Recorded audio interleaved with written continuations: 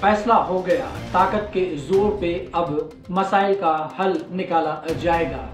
میاں صاحب کی کل قومی سلامتی کے اجلاس کی کمیٹی میں غیر موجودگی، اور اگر عمران اور ہم دہشت گرد ہیں پھر تو بات ہی ختم۔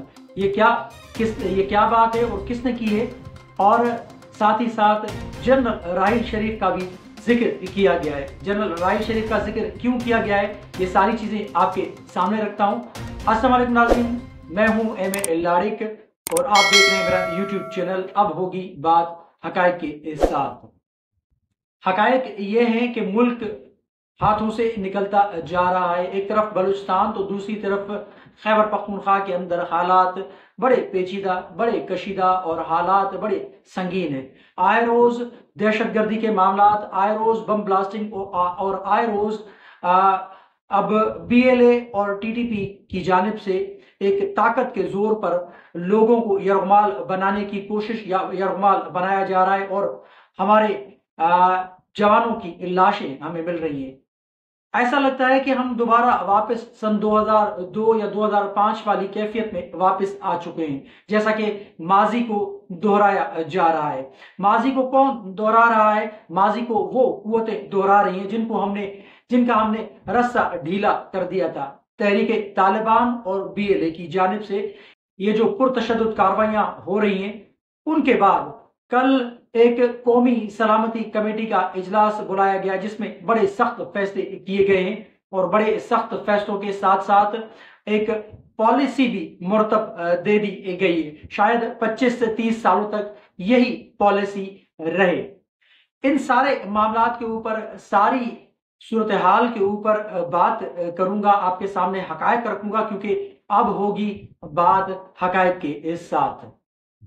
سب سے پہلے کل جو قومی سلامتی کمیٹی کا اجلاس ہوا، اور اس میں army chief general Asif Munir نے 50 منٹ کی لمبی ایک تقریر کی ہے۔ اس تقریر میں انہوں نے اعداد و شمار رکھے ہیں، اور ساری صورتحال پر انہوں نے پارلیمنٹ کے جو اراکین ہیں، وزیر اعظم سمیت، ان سب کو اعتماد میں لینے کی کوشش کی ہے، اعتماد میں لیا ہے۔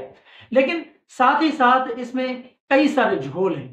وہ جھول کیوں ہیں؟ آگے آرمی چیف کے اس بیان کے حوالے سے آگے میں بعد میں جاؤں گا، لیکن اس سے پہلے کچھ حقائق ہیں وہ آپ کے سامنے رکھوں گا، جن کا ذکر آج فواد چودھری نے بھی کیا ہے اور میں بھی کروں گا۔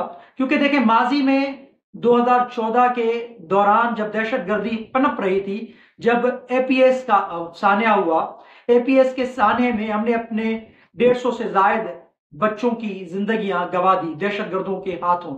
دہشت گردوں نے ایک بہت زبردست طریقے سے، ایک بڑی خطرناک پلاننگ کے ساتھ آرمی پبلک اسکول کو جو ٹارگٹ کیا تھا، اس میں 160 سے زائد یا 150 سے زائد بچے ہمارے وہ دہشت گردی کا شکار ہوئے۔ اس کے بعد نیشنل ایکشن پلان تشکیل دیا گیا۔ اس وقت حکومت تھی نواز شریف صاحب کی، اور اس وقت ایک سخت فیصلہ کیا گیا، اور وہ سخت فیصلہ ہوا۔ اس کے بعد پورے پاکستان کے اندر آپ نے دیکھا کہ نیشنل ایکشن پلان کے تحت پورے ملک کے اندر کاروائیاں ہوئی، اور دہشت گردی کی کمر کو ہم نے توڑ کر رکھ دیا۔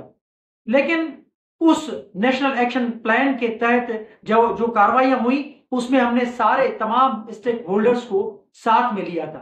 بلوچستان ہو، سندھ ہو، خیبر پختونخوا ہو یا پنجاب کے سارے جو اسٹیک ہولڈرز ہیں، اور ساتھ ہی ساتھ فاٹا کے جو لوگ تھے، ان سب کو ہم نے اکٹھا کیا تھا۔ ایک آل پارٹیز کانفرنس بلائی گئی تھی، جس میں اس وقت کے army chief general Raheel Sharif تھے۔ انہوں نے سب کو مدعو کیا تھا، اور سب کو ساتھ میں ملا کر ایک بڑی ایک مدبانہ ایک طریقے سے اور بڑے ہی بہترین انداز میں سب کو اکٹھا کیا تھا۔ سب کو ایک ٹیبل پہ بٹھا کر انہوں نے یہ فیصلہ ان سے کروایا تھا، اور ساتھ وہ بھی تھے۔ یعنی ایک طرف ہماری فورسز تھی، تو دوسری جانب پاکستان کی وہ سیاسی لیڈرشپ جو مختلف ہمارے صوبوں میں ہیں یا وفاق میں ہیں، ان سب کو اکٹھا کر کے ایک مضبوط قسم کا نیشنل ایکشن پلان تشکیل دیا گیا تھا، جس کے بعد جیسا کہ میں نے ذکر کیا کہ سندھ سمیت پورے پاکستان کے اندر خیبر پختونخوا، بلوچستان اور پنجاب کے اندر بھی جو کارروائیاں ہو رہی تھی، اس میں جو دہشت گردی کے واقعات ہو رہے تھے، آئے روز ہم اپنے پیاروں کی لاشیں اٹھا رہے تھے، کبھی کسی شہر کے اندر خودکش بم دھماکہ ہوتا تھا تو سینکڑوں کی تعداد میں ہم اپنے پیاروں کی لاشیں اور ان کے جو اعضاء تھے، ان کے جو ٹکڑے تھے، ہمیں اٹھانے پر مجبور کر دیا تھا اس دہشت گردی نے۔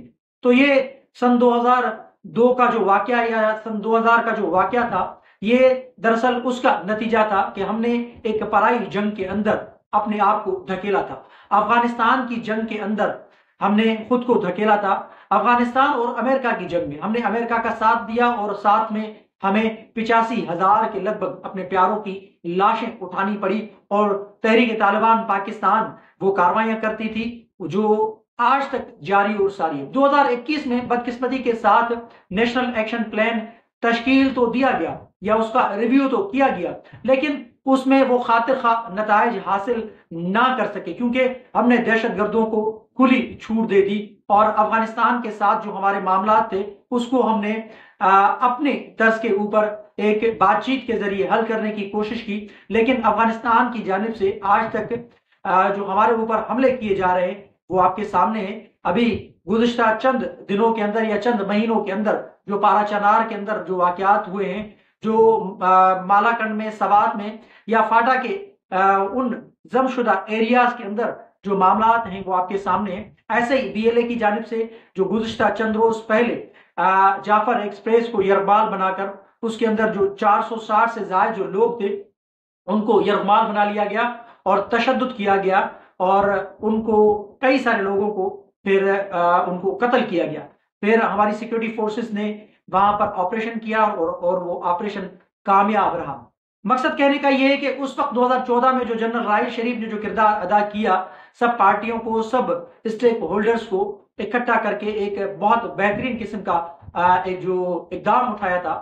کل جو قومی اسمبلی کا جو اجلاس ہوا اپنا، اس میں کافی سارے لوگ شامل نہیں تھے، بلوچستان کے قوم پرست رہنما ان میں شامل نہیں تھے، اور PTI کے لوگ بھی اس میں شامل نہیں تھے۔ ان سب کو اکٹھے کر کے اگر کیا ہی اچھا تھا کہ فیصلہ ہوتا تو پھر وہ مضبوط ہوتا اور مستقل مزاجی پہ وہ مشتمل ہوتا اور وہ آگے چلتا اور اس کے نتائج بھی بڑے مثبت نکلتے، جیسا کہ 2014 میں فیصلہ کیا گیا تھا۔ لیکن انائیں ہیں، اناؤں سے ہم نہیں نکل رہے۔ ایک طرف تحریک انصاف کہہ رہی ہے کہ ہمارے لیڈر کو جب تک رہا نہیں کیا جاتا تب تک ہم اس اجلاس میں شرکت نہیں کریں گے۔ ایک لحاظ سے ان کی یہ بات صحیح بھی تھی۔ کیا ہی ہوتا کہ اگر پیرول پہ جیسے رہائی دی جاتی ہے باقی سارے لوگوں کو، عمران خان کو بھی اگر چند گھنٹوں کے لیے رہا کیا جاتا تو یہ جو کنسنسس تھا وہ بہت بہترین طریقے سے ایک پیدا ہوتا اور ہم آہنگی ہوتی۔ جیسا کہ آرمی چیف نے بھی ذکر کیا ہے، قومی سلامتی سے بڑھ کر کوئی چیز نہیں ہے، تو قومی سلامتی سے بڑھ کر بالکل کوئی چیز نہیں، لیکن صرف اور صرف آرمی یا فقط ہماری اسٹیبلشمنٹ آگے سارے معاملات کو ہینڈل نہیں کر سکتی۔ ان سب کو ساتھ ملانے کی ضرورت ہے۔ جو ہم سے دور ہیں وہ ہمارے اپنے ہی ہیں، ان کو ملا کر اگر فیصلہ کیا جاتا تو اچھی بات ہے۔ بہرحال آتے ہیں، کل کا جو اجلاس تھا اس کا اعلامیہ جاری کیا گیا۔ اعلامیہ میں کمیٹی نے ریاست کی پوری طاقت کے ساتھ اس خطرے کا مقابلہ کرنے کے لیے اسٹریٹجک اور متفقہ سیاسی عزم پر زور دیتے ہوئے انسداد دہشت گردی کے لیے قومی اتفاق کی ضرورت پر زور دیا ہے۔ تاہم اس اجلاس میں تحریک انصاف سمیت چند جماعتیں شریک نہیں تھیں۔ اعلامیہ کے مطابق کمیٹی نے پروپیگنڈا پھیلانے اور اپنے پیروکاروں کو بھرتی کرنے اور حملوں کو مربوط کرنے کے لیے دہشت گرد گروہوں کی جانب سے سوشل میڈیا پلیٹ فارمز کے بڑھتے ہوئے غلط استعمال پر تشویش کا اظہار کیا اور اس کی روک تھام کے لیے اقدامات پر زور دیا۔ آرمی چیف کی جانب سے یہ بیان آیا ہے کہ طاقت کے زور پر مسائل حل کرنے کی پالیسی اختیار کی جائے، یعنی پاکستان کو ایک ہارڈ اسٹیٹ بنانے کی ضرورت ہے، نہ کہ سافٹ اسٹیٹ۔ سافٹ اسٹیٹ کا مطلب یہ ہے کہ بات چیت ہوتی ہے، اور ہارڈ اسٹیٹ کا مطلب یہ ہے کہ اب فیصلہ ہو چکا ہے کہ آپریشن ہوگا۔ کس طرز کا آپریشن ہوگا یہ تو آنے والے دنوں میں پتہ چلے گا، لیکن یہ جو ہارڈ اسٹیٹ کا جو لفظ استعمال کیا ہے اس سے ظاہر ہوتا ہے تحریک انصاف کے لیے بھی اس میں آنے والے دنوں میں مشکلات ہوں گی، اور ساتھ ہی ساتھ جو BLA ہے یا TTP ہے ان کے خلاف بھی آپریشن کا آغاز ہوگا۔ آرمی چیف نے کہا کہ ملک کی سلامتی سے بڑھ کر ہمارے لیے کوئی چیز نہیں۔ پاکستان کے تحفظ کے لیے یک زبان ہو کر اپنے سیاسی اور ذاتی مفادات سے بالاتر ہو کے ایک بیانیہ اپنانا ہوگا۔ ملک کی سلامتی سے بڑھ کر کوئی تحریک نہیں، ملک کی सलामती से बढ़कर कोई एजेंडा नहीं, मुल्क की सलामती से बढ़कर कोई शख्सियत नहीं। इन अल्फाज से काफ़ी सारा मैसेज मिलता है और काफ़ी सारे पैगामात हैं उन लोगों के लिए जो कहते हैं कि हमसे बात की जाए या हमारे लिए कोई सॉफ्ट कॉर्नर छोड़ा जाए। तो ये सख्त अल्फाज हैं और सख्त जबान है। अब फैसला कर लिया गया है कि किसी को नहीं छोड़ा जाएगा, लेकिन साथ ही साथ बाकी सारे लोगों को भी अगर मिलाया जाता तो वो बहुत अच्छी बात थी। जैसा कि मैंने कहा कि 2014 के तर्ज का नेशनल एक्शन प्लान तश्कील दिया जाता और सबको साथ में लेकर अगर फैसले किए जाते तो उसके नतायज मजीद अच्छे होंगे।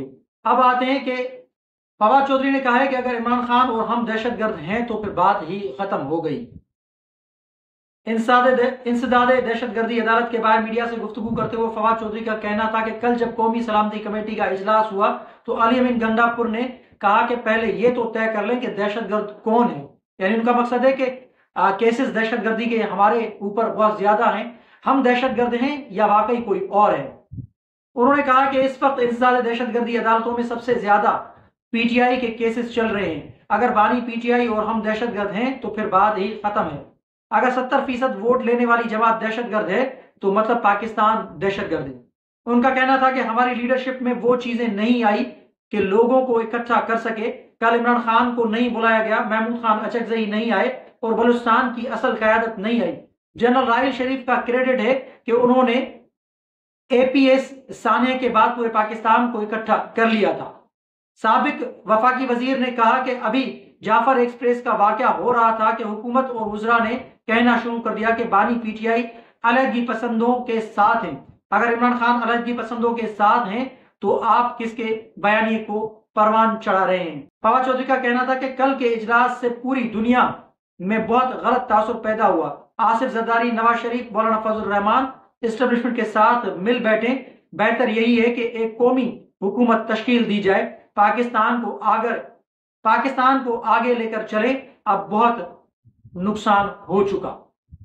ये बात ठीक है फवाद चौधरी साहब की कि सबको मिल बैठकर एक मुस्तकिल हल निकालने की जरूरत है और सबको साथ लेकर चलने की जरूरत है। लेकिन उसके लिए अगर एस्टेब्लिशमेंट या वफाकी हुकूमत एक कदम आगे बढ़ाती है तो तहरीक इंसाफ को भी 2 कदम आगे बढ़ना होगा। अगर तहरीक इंसाफ की जानिब से एक कदम आगे बढ़ाया जा रहा है तो फिर 2 कदम एस्टेब्लिशमेंट को और वफाकी हुकूमत को भी बढ़ाना होगा। अदरवाइज ये मामला ऐसे चलते रहेंगे और पाकिस्तान में खुदा न खास्ता, जैसा कि मैंने कहा कि हकायक बड़े खतरनाक हैं, हकायक बड़े संगीन है, जैसे हालात हैं और मुल्क के अंदर फिर वही तारीख को दोहराने की कोशिश की जा रही है जो बदतरीन तारीख रही है। सन 2000 से लेकर 2014-15 तक की जो तारीख है वो बड़ी संगीन तारीख है और दहशतगर्दी की जो लहर थी, खुदा न खास्ता अगर वाकई सख्त फैसले अच्छे हैं लेकिन बाकी चीजों को भी देखना होगा और आगे बढ़ना होगा और सबको साथ लेकर चलें तो अच्छे नतायज हासिल हो सकते हैं। तो मैंने आपके सामने सारी चीजें रखी। कमेंट सेक्शन में अपनी राय का इजहार जरूर कीजिएगा और चैनल को सब्सक्राइब करना मत भूलिएगा। तब तक के लिए अल्लाह हाफ़िज़।